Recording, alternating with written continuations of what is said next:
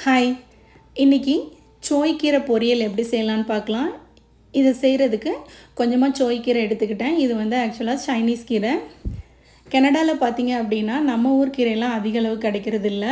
அப்படியே கிடைச்சா கூட ரொம்பவே காஸ்ட்லியாக இருக்கும். இந்த மாதிரி சைனீஸ் கீரையெல்லாம் பார்த்தீங்க அப்படின்னா ரேட்டு கொஞ்சம் கம்மியாக இருக்கும். நமக்கு குவான்டிட்டியும் அதிகமாக இருக்கும். இது நம்ம ஊர் முறைப்படி நம்ம செஞ்சு சாப்பிட்டோம்னா டேஸ்ட்டும் நல்லாயிருக்கும்.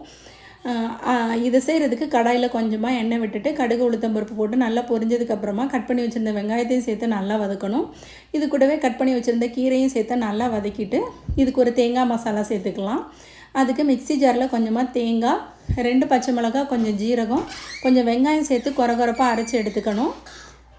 இந்த மிக்ஸிங்கை போட்டு நல்லா மிக்ஸ் பண்ணிவிட்டு கீரை வெந்ததுக்கப்புறமா ஆஃப் பண்ணி சர்வ் பண்ணோன்னா ரொம்பவே டேஸ்ட்டாக இருக்கும். இந்த வீடியோ பிடிச்சிருந்தால் லைக் பண்ணுங்கள், ஷேர் பண்ணுங்கள், சப்ஸ்கிரைப் பண்ணுங்கள். கண்டிப்பாக ட்ரை பண்ணி பாருங்கள். தேங்க்யூ.